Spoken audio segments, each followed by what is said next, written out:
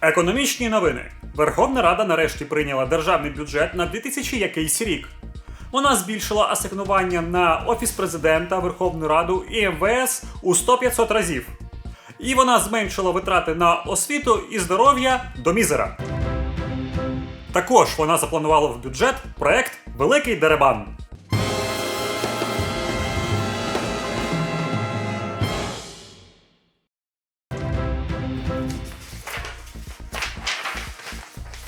Мілітарні новини. Держава відмовилась від закупівлі повної партії нових комплексів ПТРК. Вони беруть лише половину. Я думаю, багатьом з нас знайомі такі новини. І більшість з нас вони, скоріш за все, обурюють. Куди йдуть наші податки? Чому саме так були розподілені гроші? Хто відповідає за формування такого бюджету? І насправді, більшість так і не розуміє до кінця, як формується державний бюджет. Особливо, якщо ви не пов'язані з процесом.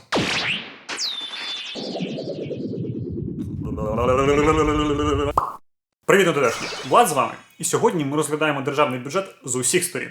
Якщо ви перший раз на каналі, чи давно дивитесь ролики без підписки, саме настав час це зробити, адже це допомагає просувати наш канал і збільшувати аудиторію. Також не забувайте бити в дзвін, щоб налаштувати отримання повідомлень про новий контент на каналі. Будь ласка, подивіться цей ролик до кінця і поставте йому лайк чи дізлайк, залежно від того, сподобався він вам чи ні.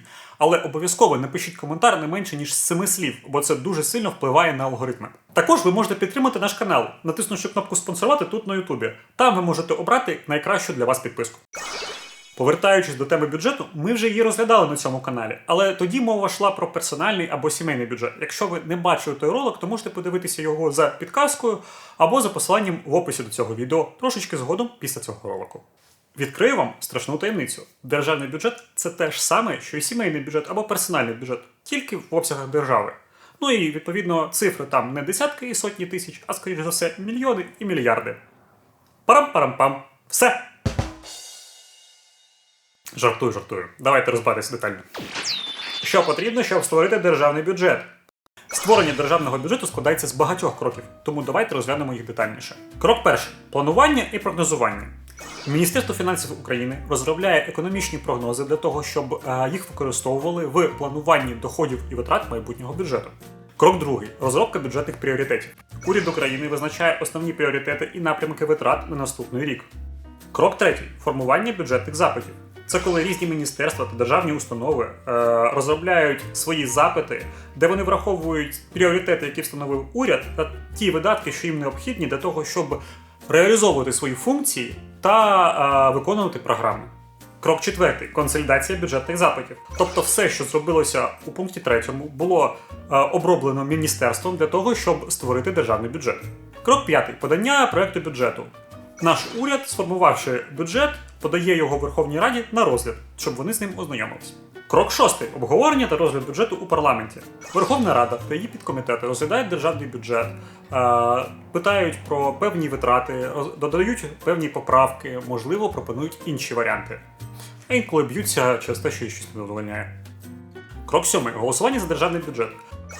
Після того, як Верховна Рада і підкомітети обговорили всі правки, перемирилися після бійок, вони голосують за державний бюджет у першому і другому читанні. Також слід враховувати, що між першим і другим читанням в державний бюджет можуть вноситися зміни. Крок восьмий. Прийняття та підписання державного бюджету. Після того, як Верховна Рада погодила державний бюджет, його віддають на підпис до Президента України. Він може як підписати державний бюджет, так і ветувати його і повернути до Верховної Ради з виправленнями або з коментарями. У разі вето документ повертається до Верховної Ради. І в такому випадку вона може або змінити його відповідно до правок і пропозицій президента, або може знехтувати їми і просто проголосувати кваліфікованою більшістю, тобто 2/3 Ради. Чому так відбувається, я вже розповідав в одному з попередніх роликів. Він стосувався державного устрою. Цей ролик ви можете знайти тут за підказкою, або за посиланням у описі до цього відео. Крок 9. Публікація та набуття чинності. Для того, щоб бюджет набув чинності з 1 січня наступного року, його потрібно опублікувати у спеціалізованих державних виданнях. Але це ідеальний процес. А іноді буває так, що бюджет не приймають до початку наступного року. То що тоді робити? У такому випадку зазвичай вступають у силу надзвичайні тимчасові заходи для того, щоб фінансувати державні установи до того, як буде прийнятий державний бюджет. Це відбувається на основі спеціальних бюджетних установок, які приймаються законодавчо або спеціальними державними органами. Тимчасові бюджетні установки зазвичай базуються на показниках попереднього бюджетного періоду і можуть змінюватися в залежності від потреби. Ось чому важливі історичні дані. Саме завдяки цим тимчасовим бюджетним установкам можливо функціонування держави, поки не прийнятий державний бюджет. І це дуже важливо, бо такий сценарій буває доволі часто. У випадку, коли державний бюджет не прийнятий до початку наступного календарного року, законодавці не можуть йти на зимові канікули, поки бюджет не буде прийнятий.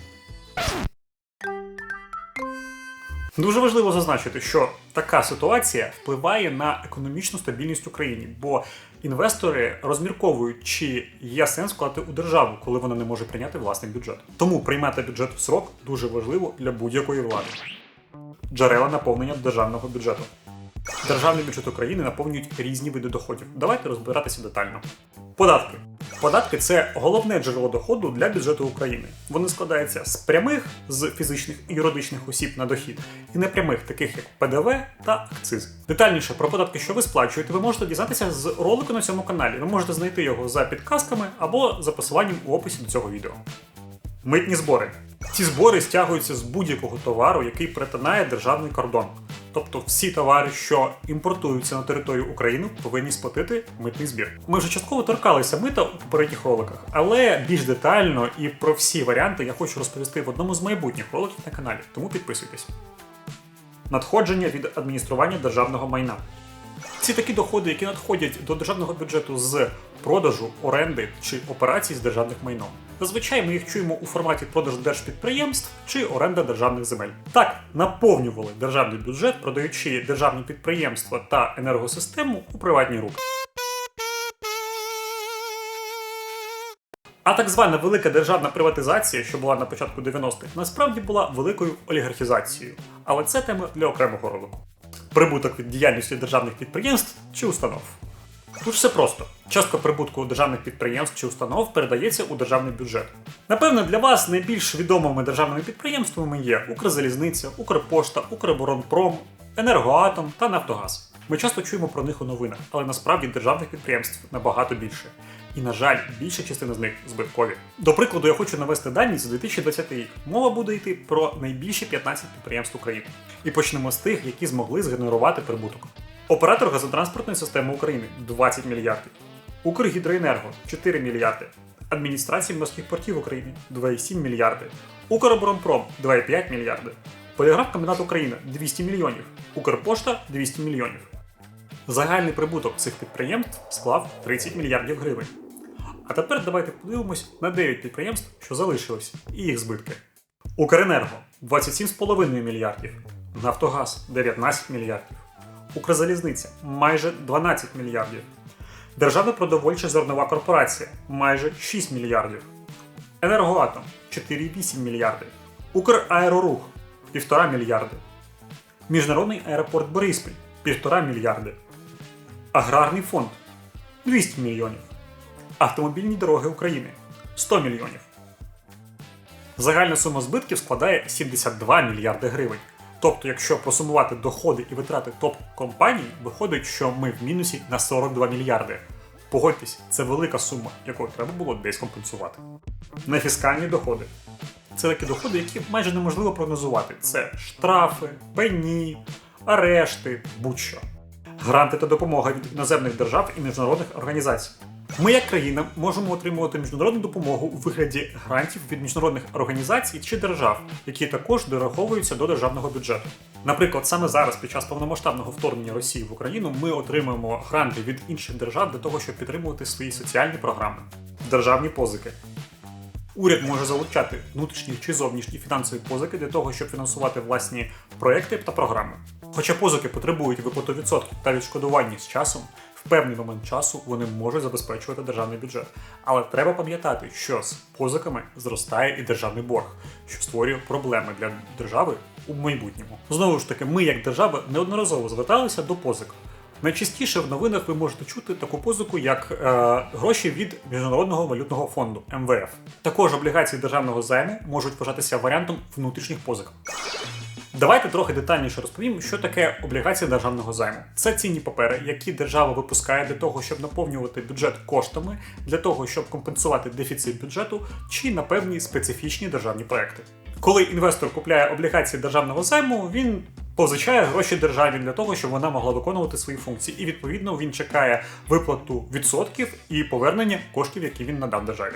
Облігації можуть бути як зовнішні, так і внутрішні. Тобто для зовнішніх інвесторів з інших країн, або для внутрішніх інвесторів, тобто для громадян країни. Облігації є дуже популярним інструментом для того, щоб залучати кошти у бюджет держави. І вони є популярними серед інвесторів, бо вважаються дуже надійними. Проте слід зазначити, що такий спосіб наповнення бюджету збільшує державний борг у майбутньому, що відповідно погано впливає на економіку держави у цілому і може призвести до її колапсу. Реінвестиція прибутку Національного банку України. Частина прибутку НБУ може йти на фінансування державного бюджету.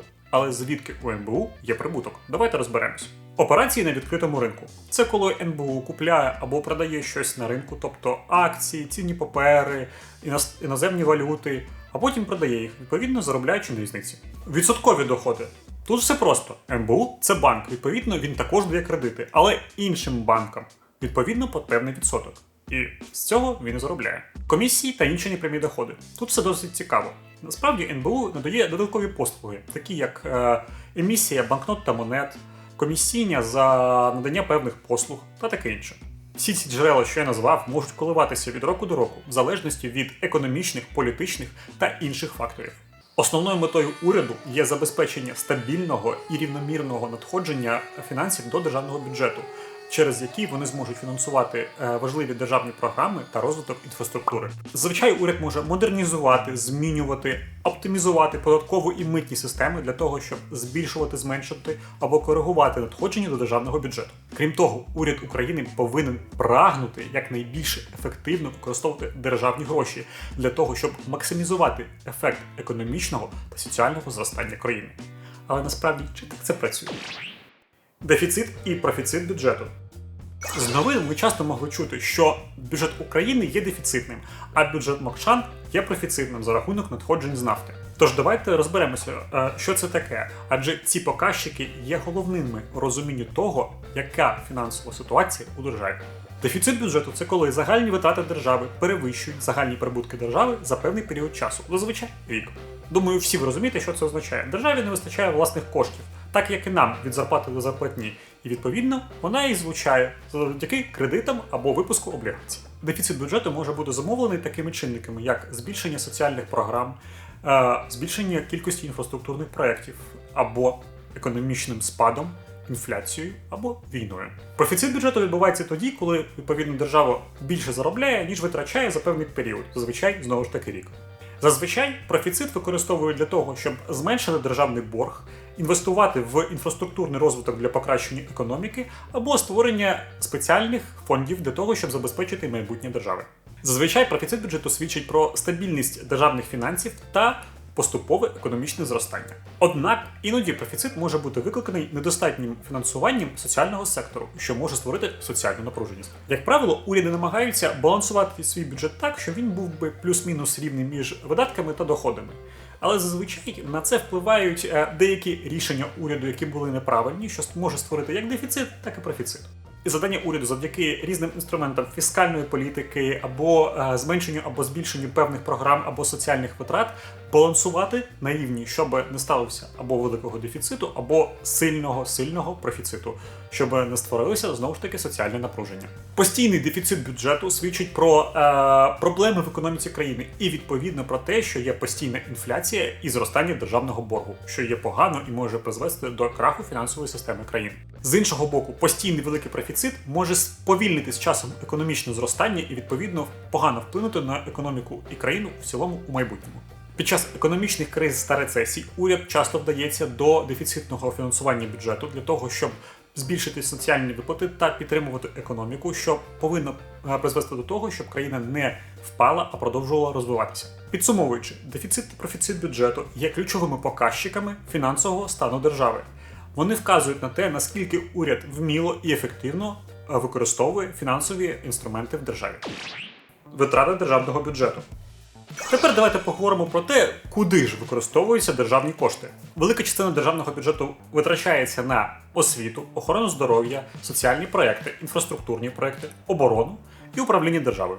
Розподіл державних коштів відбувається відповідно до потреб держави та планів уряду. Тому основні видатки державного бюджету України можна описати наступним чином.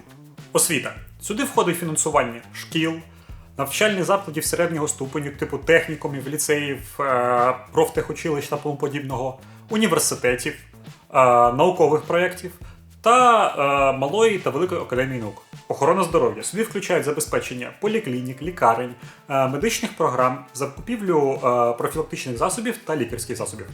Соціальний захист. Сюди включають виплату пенсій, допомогу для безробітних, забезпечення малозабезпечених верств населення, допомога для сімей з дітьми, для першого і подальших дітей, також соціальні програми.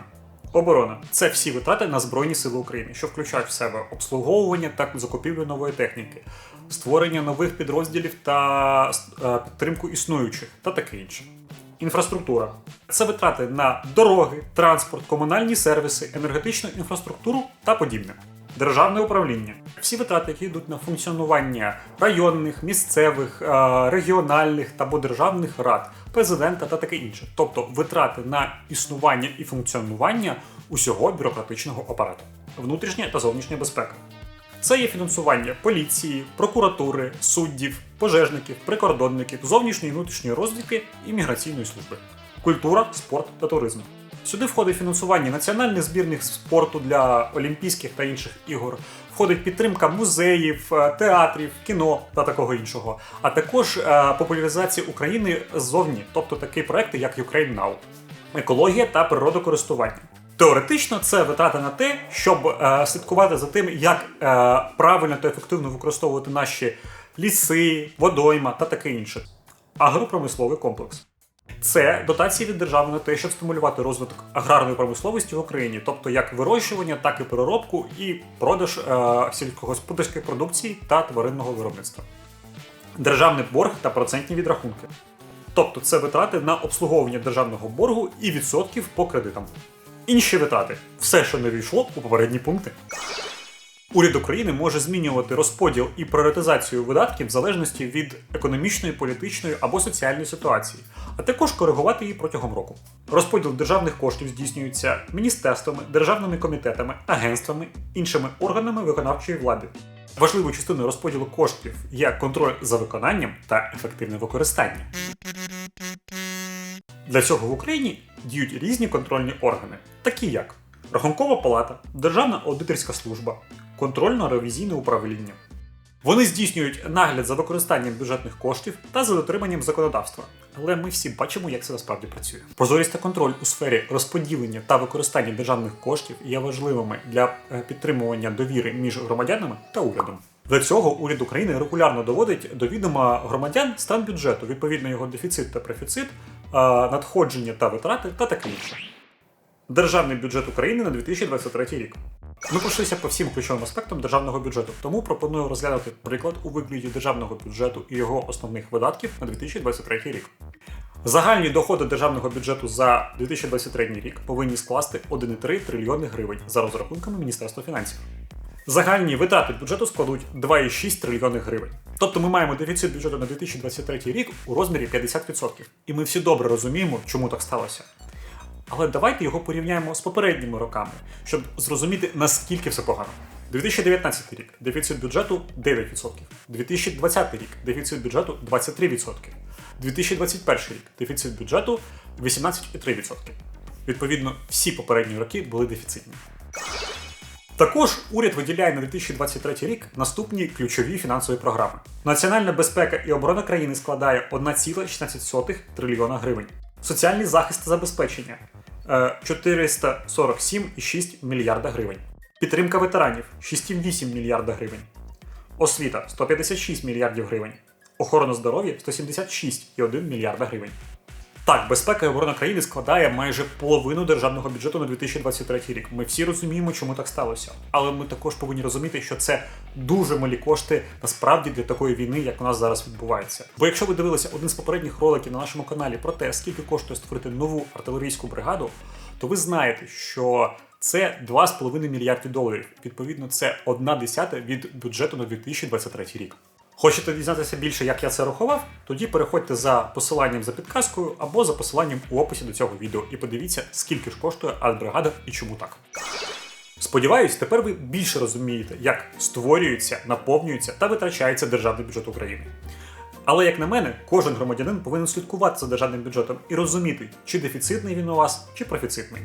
Ми, як громадяни, повинні тиснути на уряд для того, щоб він приймав правильні рішення і створював не дефіцитний бюджет і збільшував витрати на своє існування, а був профіцитний і збільшував витрати на інфраструктуру, економіку та соціальні виплати. До речі, існування нашого каналу також досі є дефіцитним, тому, будь ласка, ми будемо дуже вам вдячні за підтримку тут за кнопочку «Спонсорувати». Також я нагадую, що нашій армії все ще потрібна підтримка, і тому прошу переходити за посиланням у описі до цього відео і підтримати її разом з фондом «Повернись живим». Усім дякую за перегляд! О, сівся на дорожку.